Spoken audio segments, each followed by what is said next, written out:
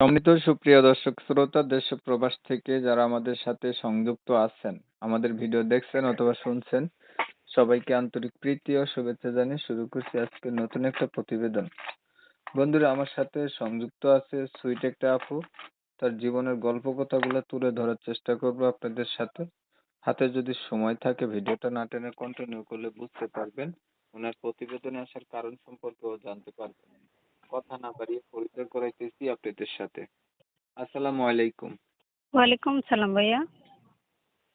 আপু, আপনি কেমন আছেন? হ্যাঁ ভাই, আলহামদুলিল্লাহ, আপনাদের দোয়ায় ভালো আছি। ভালো আছেন, ভালো থাকবেন।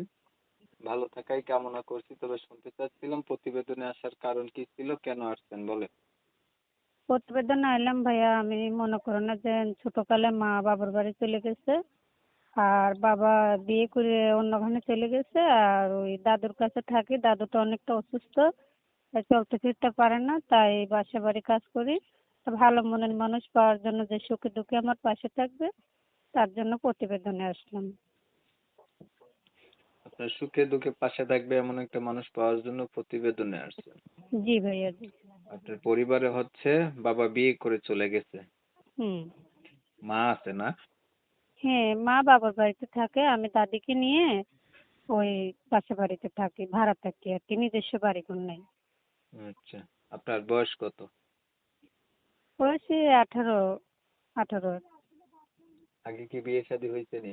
না না ভাইয়া, বিয়ে শাদী হয়নি। পড়াশোনা কতটুকু করছেন? ভাই আমি পড়ালেখা করি নাই, আপনাকে মিথ্যে কথা বলবো না। পড়ালেখা করছি, হয়তো আপনি যদি কোনো ব্যাখ্যা বলেন, আমি যদি না ভাঙতে পারি, তাহলে তো বলবো যে মেয়ে মিথ্যে কথা বলছে। আমি পড়ালেখা করি নাই ভাইয়া, মনে 2025 গরিব ঘরের সাল। মেয়ে। লেখাপড়া না থাকলে কি হয়? কিছু তো লেখাপড়া থাকা দরকার।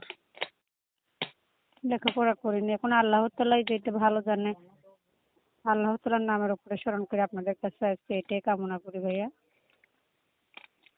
এখন যেহেতু আপনি প্রতিবেদনে আইছেন, একটা মনের মানুষ চান, ধরেন একটা মনের মানুষ পাইলেন, মানুষটার বয়স হচ্ছে বেশি হলো, দেখতে কালো হলো, আগে বিয়ে করছে এমন হইলো, এই ধরনের কেউ আপনাকে বিয়ে শাদী করতে চাইলো, আপনার মতামত কি? মনে করো না যে সে যদি আমাকে মুসলমানের শরীয়ত মতো রাখতে পারে, ডাল ভাত খাওয়াতে পারে, আমার পাশে থাকে, সে বুড়া হোক জোয়ান হোক, সেটা আমার দেখার বিষয় না। তাকেই আমি মনের মানুষ বানাবো, যে আমার পাশে থাকতে জীবন সঙ্গী হবে।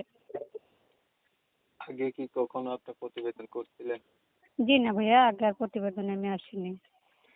ঠিক আছে, আপনার বিষয়টা আমি একটু ক্লিয়ার করে দিচ্ছি। প্রিয় দর্শক শ্রোতা, শুনছিলেন আমি কথা বলছিলাম, আপুটি হচ্ছে প্রতিবেদনে এসে ভালো একটা মনের মতো মানুষ চাচ্ছে।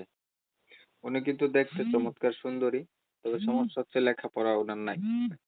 পরিবারে হচ্ছে মা বাবা নাই, দাদুর কাছে থাকে। আমি হচ্ছে কমিউনিটি গাইডলাইনের কারণে আপুটির নাম ঠিকানা নিতে পারি নাই, আপনাদের মাঝে দুঃখ প্রকাশ করছি। যারা এই সুন্দরী আপুটির নাম এবং ঠিকানা জানতে চান, চাইলে উনার নাম্বারে কথা বলে আপনারা নিজেরাই জানতে পারেন। উনার নাম্বার আমি ভিডিওতে দিয়ে রাখবো। আপনারা হচ্ছে অনেক সময় নিয়ে মূল্যবান সময়গুলো নষ্ট কইরা ধৈর্য ধরে আমার ভিডিও দেখছেন। ধন্যবাদ সবাইকে। সবাই ভালো থাকবেন, সুস্থ থাকবেন। আল্লাহ হাফেজ।